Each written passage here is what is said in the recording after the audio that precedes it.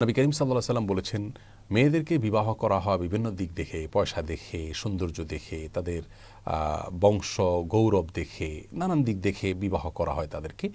কিন্তু তুমি মেয়েদেরকে বিবাহ করার ক্ষেত্রে তাদের দিনদারিতা দেখে তুমি সফলতা অর্জন করার চেষ্টা করবে, জেতার চেষ্টা করবে। একই কথা ছেলেদের বেলায়ও প্রযোজ্য, যে মেয়েরাও সেরকম ছেলে দেখে বিবাহ করবেন যার দিনদারি অনেক বেশি।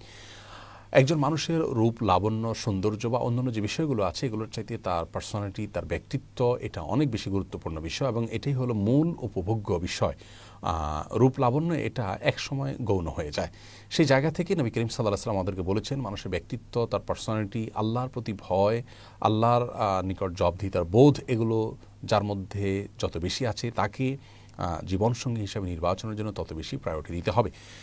কারণ একজন মানুষ যখন আল্লাহর ভয় অন্তর লালন করবেন, হালাল হারাম বাজ বিচার করবেন, সে মানুষ আপনার হক নষ্ট করবেন না এবং এ বিষয়টি তার কাছ থেকে অনেক বেশি পাওয়ার সম্ভাবনা থাকবে যে তিনি সবর করবেন, তিনি শুকর করবেন এবং একটি সুখী দাম্পত্য জীবনের জন্য তিনি ইনশাআল্লাহ সহায়কের ভূমিকায় থাকবেন। অবশ্য আজকাল দিনদারি মানে আমরা মনে করি বাহ্যিক দিনদারি, বাহ্যিক নামাজ রোজা, বাহ্যিক লেবাস পোশাকেই মানুষের প্রকৃত দিনদারি সবসময় ফুটে ওঠে না।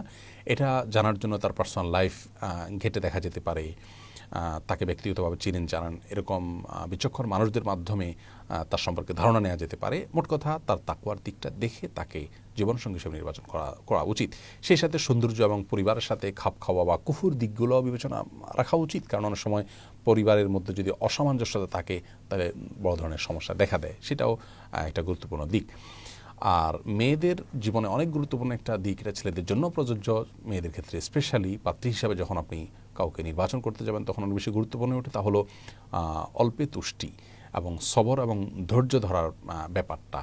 এটা পাত্রপাত্রী উভয়ের জন্যই প্রযোজ্য, বিশেষ করে দাম্পত্য জীবনের জন্য খুবই গুরুত্বপূর্ণ। এই বিষয়গুলো দেখে আপনার পাত্রী নির্বাচন করা উচিত এবং সেক্ষেত্রে আল্লাহর কাছে দোয়াও করা উচিত যেন আল্লাহ তাআলা উত্তম জীবন সঙ্গী বা সঙ্গিনী মিলিয়ে দেয়। এই জন্য সূরা ফুরকানের ৭৪ নম্বর আয়াতে যে দোয়া আছে, রব্বানা হাব লানা মিন আজওয়াজিনা ওয়া যুররিয়্যাতিনা কুররাতা আয়ুন ওয়াজআলনা লিল মুত্তাকিনা ইমামা, এটা বিশেষ পাঠ করা উচিত উঠতে বসতে চলতে ফিরতে।